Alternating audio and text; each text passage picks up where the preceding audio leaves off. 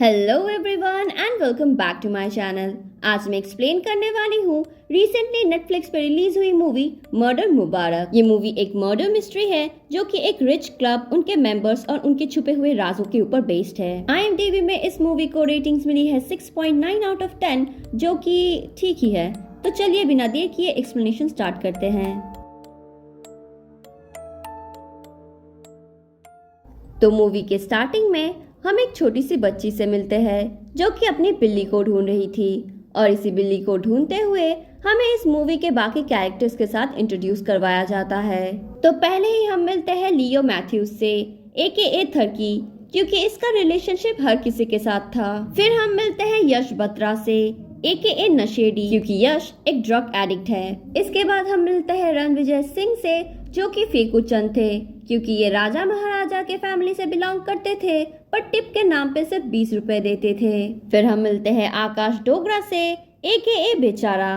अब ये बेचारा क्यों है ये तो आपको आगे ही पता चलेगी। नेक्स्ट हम मिलते हैं रोशनी बत्रा से, जो कि यश की मम्मी है और ये हद से ज्यादा बकबक करती है। लास्ट में आती है शहनाज नूरानी, AKA डीवा, और ये एक बहुत बड़ी एक्ट्रेस है। अभी ये सारे लोग एक्चुअली में एक रॉयल क्लब के मेंबर हैं, पर एक दूसरे को बिल्कुल भी पसंद नहीं करते। उन लोगों के बातों से पता चलता है कि बहुत जल्द रॉयल क्लब में इलेक्शन होने वाले हैं, एंड एज अ कैंडिडेट वहाँ पर रणविजय खड़ा हुआ है और उसके ऑपोजिशन में है शहनाज। यहाँ रोशनी बाकी मेंबर्स को बोलती है कि कैसे यश पहले ड्रग एडिक्ट हुआ करता था पर अब वो बिल्कुल क्लीन है, पर हम दूसरी तरफ यश को देखते हैं जो कि अभी भी छुपकर ड्रग्स लेता है। अब जब फोटोज क्लिक करने की बारी आती है तभी वहाँ पर एंट्री होती है बाम्बी तोड़ी की, AKA विधवा, क्योंकि 3 साल पहले उसकी हस्बैंड की डेथ हो गई है। इसके 2 मिनट पहले ही आकाश अपने मॉम के साथ आर्ग्यू कर रहा था कि उसको फोटोज क्लिक नहीं करनी, पर बाम्बी को देखते ही वो अचानक से फोटोज क्लिक करने के लिए राजी हो जाता है। यहाँ हमें समझ आता है कि बाम्बी और आकाश एक दूसरे को लाइक करते हैं। अब उस पार्टी में तंबोला का गेम चल रहा था जिसे होस्ट कर रहा था लियो। कुछ देर बाद उस गेम को रणविजय और एक आदमी जीत जाता है, पर रणविजय अपना प्राइज मनी शेयर नहीं करना चाहता था। फिर लियो जब उसे समझाने की कोशिश करता है तब गलती से राजा साहब की जगह उसे अंकल बुला लेता है, जो बात रणविजय को बिल्कुल भी पसंद नहीं आती। इसी बात पे वो लियो से झगड़ने लगते हैं, पर उनके बीच आकाश आ जाता है और गलती से रणविजय आकाश को थप्पड़ मार देता है, और फिर अचानक ही उस क्लब में सभी एक दूसरे के साथ मारपीट करने लगते हैं। इसी सब के बीच अपने कैट को ढूंढते हुए जब वो बच्ची एक टेबल क्लॉथ को हटाती है तभी उसे उस टेबल के नीचे गोपीराम की लाश मिलती है। गोपीराम उस क्लब में ही एक एम्प्लॉय था। उसे इस हाल में देख के पहले तो क्लब के सारे मेंबर्स काफी डर जाते हैं, पर बाद में उन्हें पता चलता है कि उसने ज्यादा ड्रिंक कर लिया था, इसीलिए वो बेहोश हो गया था। फिर अगले दिन जब रोशनी, कुकी और बाम्बी वर्कआउट करने जिम जाते हैं तो उन्हें वहाँ लियो की लाश मिलती है, जो देख के वो तीनों काफी घबरा जाते हैं। अब इस केस को सॉल्व करने के लिए ACP भवानी और उनके असिस्टेंट पदम को अपॉइंट किया जाता है। इन्वेस्टिगेशन के वक्त क्लब का मैनेजर बोलता है कि ये एक ओपन और शट केस है, क्योंकि लियो का मौत एक एक्सीडेंट था। अब सामने ही क्लब का इलेक्शन आ रहा है तो उसके पहले केस क्लोज हो जाए तो अच्छा होगा। तभी ACP नोटिस करता है कि CCTV कैमरा के सामने कुछ एयर बलून्स है। CCTV के फुटेज चेक करने के बाद साफ पता चलता है कि किसी ने जानबूझ के वो बलून्स वहाँ पर लगाए हैं, और ये सब देख के ACP को समझ में आ जाता है कि लियो का मर्डर हुआ है। अब वहाँ से निकलते ही ACP सबको ऑब्जर्व करने लगता है और मिलता है जाके रोशनी, कुकी और बाम्बी से, क्योंकि उन तीनों ने ही सबसे पहले लियो की डेड बॉडी देखी थी। अब यहाँ हम रॉयल क्लब के और एक मेंबर कुकी से मिलते हैं, जो कि लास्ट नाइट पार्टी पे नहीं आ पाई थी। यहाँ इन लोगों से पूछताछ करके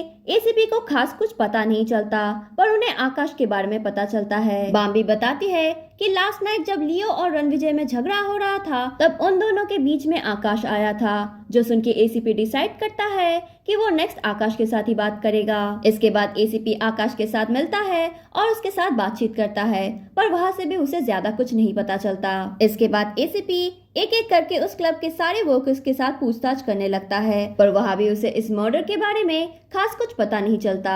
अब दूसरी ओर आकाश बाम्बी से मिलने आता है।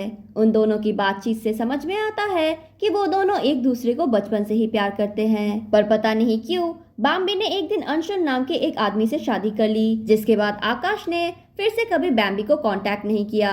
बाम्बी बताती है कि 3 साल पहले जब अंशुल की मौत हो गई थी तब उसने आकाश को कांटेक्ट करने की कोशिश की थी, पर आकाश ने कभी भी उसके कॉल्स या मैसेजेस को रिस्पॉन्ड नहीं किया। अब तभी वहाँ पर यश आता है और हमें पता चलता है कि यश और आकाश काफी अच्छे दोस्त हैं। फिर हम एसीपी को देखते हैं जो कि सबको शक की नजर से देख रहा था, क्योंकि उसे कहीं न कहीं सब पे ही डाउट था। अब इसके बाद छानबीन करने के लिए एसीपी लियो के घर जाता है, जहां उन्हें एक बॉक्स में बहुत सारी ज्वेलरीज मिलती है। फिर हम बाम्बी को देखते हैं जिसने एसीपी का चश्मा चुरा लिया था।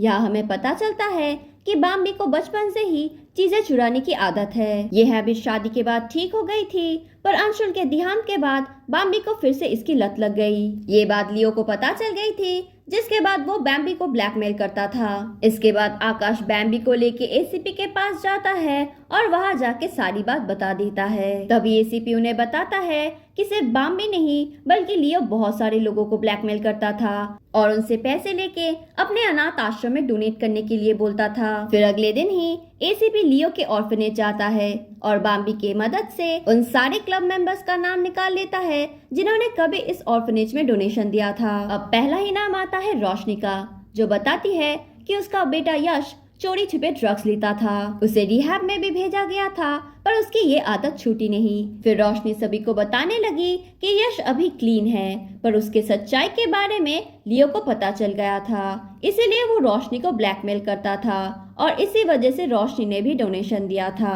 अब अगला नाम था रणविजय का, जो कि बताता है कि वो अपनी मर्जी से वहाँ पर डोनेशन देता था, ना कि किसी ब्लैकमेलिंग के वजह से।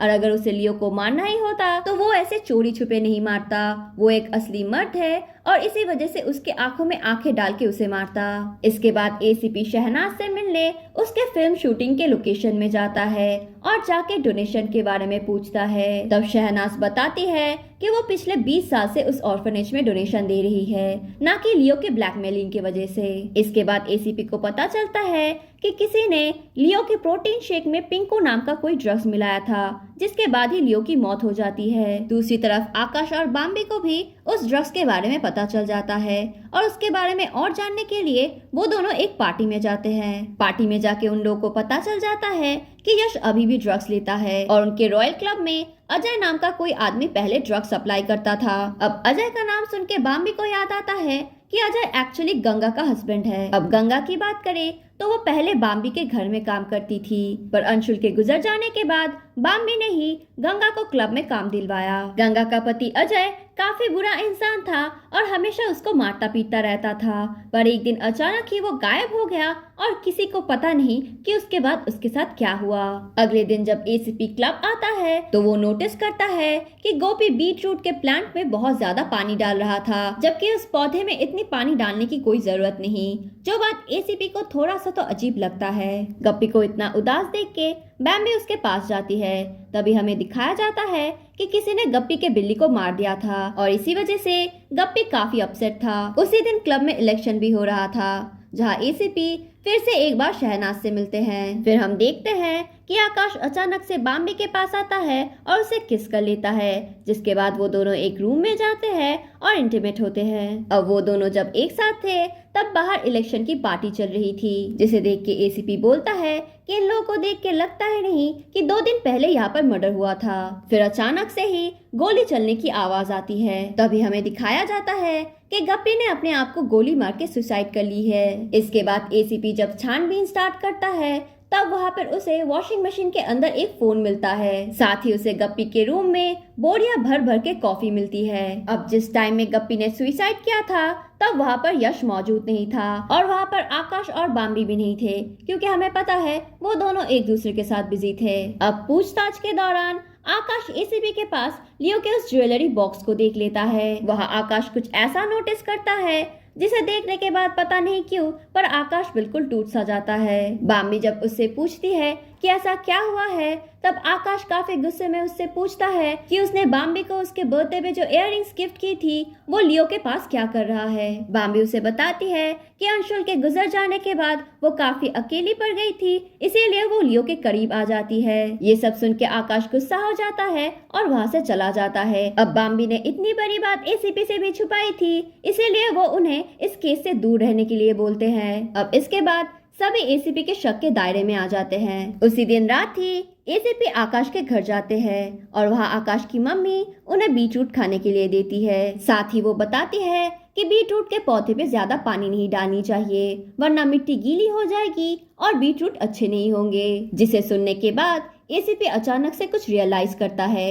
और अगले दिन क्लब जाके गप्पी के बीटरूट गार्डन में खुदाई करते हैं और सरप्राइजिंगली वहाँ से उन्हें एक स्केलेटन मिलता है, जिसे देखने के बाद सभी काफी घबरा जाते हैं। यहाँ एसीपी को लगता है कि शायद वो स्केलेटन अजय का है, क्योंकि वो अचानक ही गायब हो गया था और उनका पूरा शक जाता है राजा साहब के ऊपर, क्योंकि गंगा राजा साहब के लिए काम करती थी और लोगों को लगता था कि शायद उन दोनों के बीच अफेयर है। इसके बाद एसीपी जब रणविजय के घर जाते हैं तो वहाँ जाके वो बिल्कुल हैरान ही रह जाते हैं। एक्चुअली रणविजय से उसका सब कुछ छिन गया था और वो बस प्रिटेंड करता था कि वो अभी भी रिच है। साथ ही रणविजय एक्चुअली में गे था और उसका रिलेशनशिप क्लब के ही और एक एम्प्लॉय से चल रहा था। ये सारी बातें किसी तरह लियो को पता चल जाता है और वो भी रणविजय को ब्लैकमेल कर रहा था। इसी के बाद ही रणविजय को अरेस्ट कर लिया जाता है, क्योंकि अब मर्डर केस के प्राइम सस्पेक्ट वो बन गए थे। पर इसके कुछ देर बाद ही एसीपी बाम्बी को फोन करता है और बताता है कि वो बॉडी अजय की नहीं बल्कि बाम्बी के हस्बैंड अंशुल की है। इसके बाद एसीपी बाम्बी से पूछता है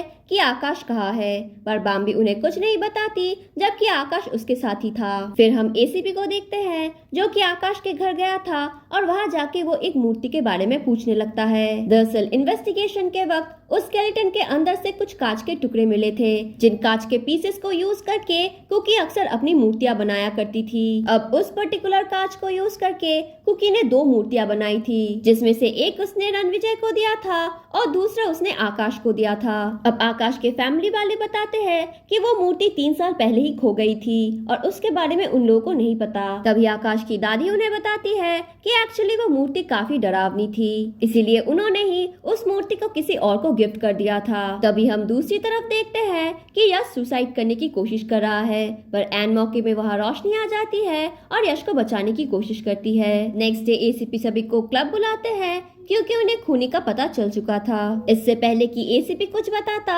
शहनाज उन सबको अपने बारे में कुछ बताना चाहती थी। एक्चुअली में शहनाज जब 16 इयर्स की थी तब वो प्रेग्नेंट हो जाती है। वो उस बच्चे को पैदा तो करती है पर अपने पास नहीं रख पाती, क्योंकि शहनाज की माँ ने उस बच्चे को अडॉप्शन के लिए एक ऑर्फनेज में भेज दिया था। बाद में शहनाज को पता चलता है कि उसके बच्चे को जिस ऑर्फनेज में भेजा गया था, लियो भी उसी ऑर्फनेज का था। शहनाज बहुत पहले से ही उस ऑर्फनेज में डोनेशन देती थी ताकि उसका बच्चा सही सलामत रहे। पर फिर एक दिन लियो को इन सारी चीजों के बारे में पता चल जाता है और वो भी शहनाज को ब्लैकमेल करने लगता है। पर आज शहनाज रेडी है अपने सच्चाई को अपनाने के लिए। फिर हमें पता चलता है कि शहनाज का बेटा और कोई नहीं बल्कि लियो का फ्रेंड रिक था, जिसे शहनाज आखिरकार सबके सामने अपना लेती है। इसके बाद एसीपी सबको बताने लगता है कि कैसे गप्पी ने बाम्बी के हस्बैंड अंशुल की लाश को ठिकाने लगाने की कोशिश की थी और खूनी और कोई नहीं बल्कि आकाश है। आकाश बाम्बी से प्यार करता था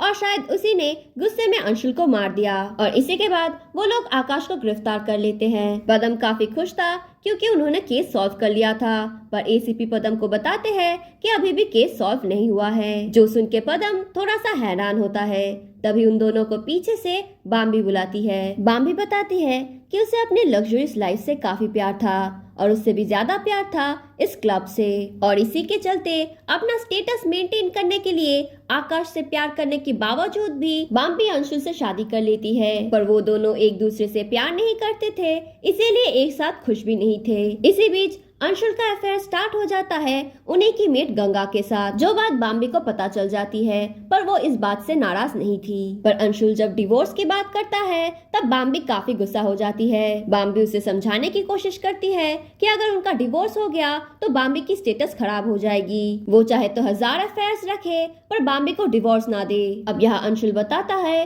कि उसे एक्चुअली में गंगा से प्यार हो गया है और वो उसके साथ शादी करना चाहता है, जिसके लिए डिवोर्स करना तो जरूरी है। अब बाम्बी ये सब सुन के काफी गुस्सा हो जाती है। वो सोचने लगती है कि अगर सबको पता चल गया कि बाम्बी के हस्बैंड अंशुल ने उसे छोड़ दिया है, वो भी उन्हीं के घर के मेट के लिए, तब तो उसकी समाज में कोई इज्जत ही नहीं रहेगी। यहाँ वो अपना आपा खो देती है और उस मूर्ति की मदद से वो अंशुल को मार देती है। यानी उस मूर्ति को आकाश की दादी ने बाम्बी को गिफ्ट किया था। इसके बाद अंशुल की बॉडी को छुपाने के लिए बाम्बी ने गप्पी की मदद ली थी, क्योंकि उसे ऐसा लगा था गप्पी उसको कभी धोखा नहीं देगा। पर एक दिन नशे की हालत में गप्पी लियो को सब कुछ बता देता है, जिसके बाद से ही लियो बाम्बी को ब्लैकमेल करने लगता है। जिसके बाद बाम्बी पूरी प्लानिंग के साथ लियो को मार देती है। यानी असली खूनी और कोई नहीं बल्कि बाम्बी है। यहाँ एसीपी बताता है कि उसे बहुत पहले ही पता चल गया था कि असली खूनी बाम्बी है, पर उसके खिलाफ कोई भी सबूत नहीं था, इसीलिए उन्होंने आकाश को फंसाने के बारे में सोचा। बाम्बी आकाश से बहुत प्यार करती थी,